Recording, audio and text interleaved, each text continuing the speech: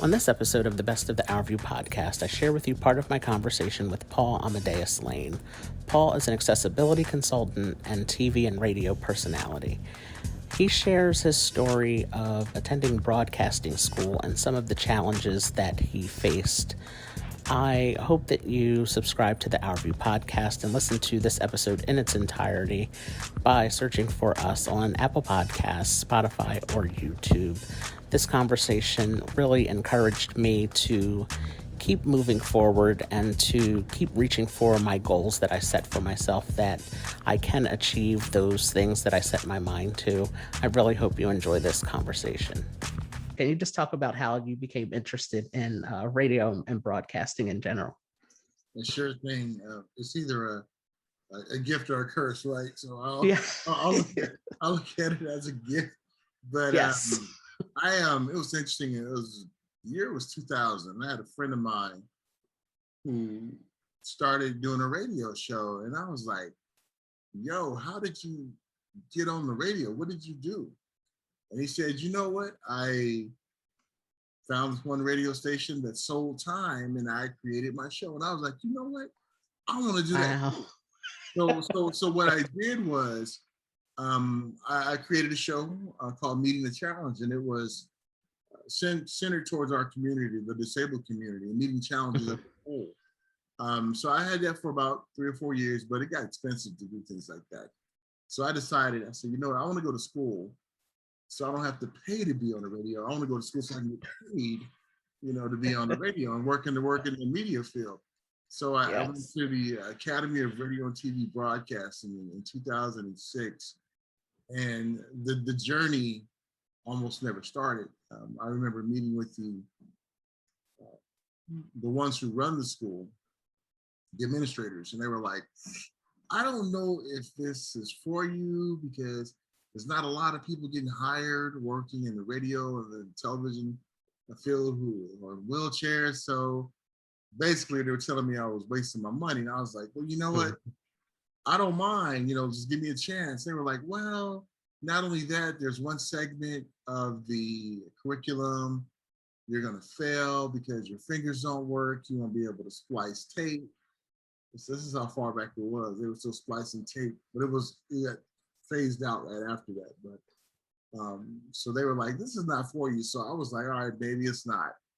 But I had some tragic turn of events that happened around the 2005, 2006 year, where I was like, I hit rock bottom in my life. I was like, "What am I going to do?" And I said, "You know what? Let me contact that school again. And I'm going to tell them it ain't no way in the world you're going to deny me being in the school, because if you do, we'll have some problems." So I went up there, talked with them, and they accepted me in the school. And I learned all the ins and outs of the radio industry, television industry, from management to production to promotions. It taught us the whole gambit of radio. Then came that time when I had to go to that module that they said that I was going to fail because of my disability. Well, I failed, but this is the trip thing about it. I had my grade point average so high that even failing that module, I still graduated with honors. So it was one of those things that when I got there in that school, I'm like, I'm going to do this. I'm going to succeed. I am going to break the mold when it comes to this. And then I graduated, and now the real work happened, trying to get a job. Right. I was turned down because of the chair. They would never tell me that because of being a federal license they have to have at stations, and they would lose that for discrimination against this disabled person. But when I didn't get hired, I was dejected. I was like, "Well, maybe I won't work in this industry." So I started to put into practice, I put it into place, doing my own thing, doing my online radio. And this is when it came out around that time, right when I was just about to get my playlist together and everything. My placement director at the school called and said, "Hey, CBS Radio has an opening for a news production assistant at their station, KFWB. That's one of the largest news stations in LA. So I was like, all right, I'll go anyway. So I went there, filled out the application. The guy came down, gave me the application. Remember, I'm a quad, so I can't scribble or anything. So gave me the application. I was so happy that my wife went with me because I almost told her to leave and I'll call her when I'm ready to get picked up from my interview, but she stayed there. I'm so glad she stayed there. That's another reason why she was the right person to marry. She stayed there. And when I got the application, I said, how am I going to fill this out? So I told the receptionist, I had to go to the bathroom. I'll be right back. So I rolled down to my car, told my wife, can you please fill this out? She filled out the application so fast. I zipped back up the elevator, went in the room, and the manager was just like, where did you go? I said, I had to go to the bathroom. And, I kind of had some rumbles in the jungle, so I had to get to the situation. But to make a long story short, I got hired. They hired me there. And that really started my career getting paid in the radio business. That's really great. And I love a lot of the parts that you talked about where, it's such a shame because it happens to a lot of people with disabilities where they count you out before they even give you a chance.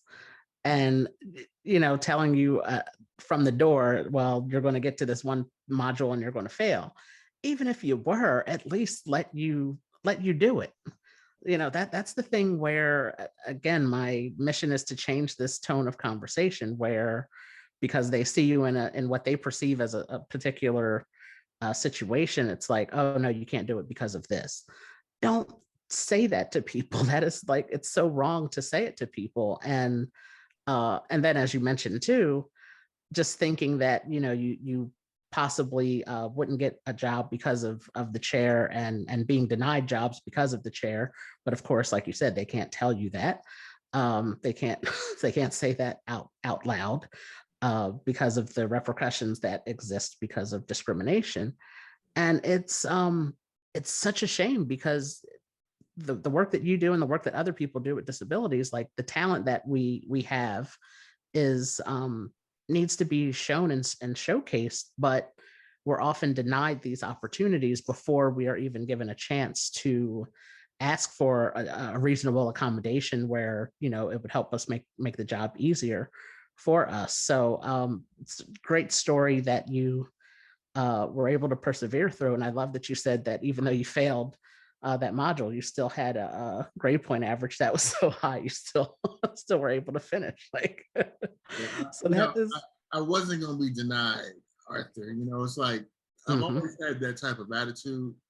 Ever since I was younger, like when I wanted something, and not doing anything nefarious to get things, but when I wanted something, I'm not going to be denied. I'm going to keep going. I'm just going. That's right. Just me. Yep. And that's, I think, as certain human beings, regardless of disability diagnosis or not, some people are just built that way. Like, okay, yeah, you can tell me no. You can try to tell me no or tell me I can't do something, but yeah, I'll show you how I can do it. And I'll show you how, although I might have messed up this one time with something, I'll come back 10 times stronger and I'll make it happen.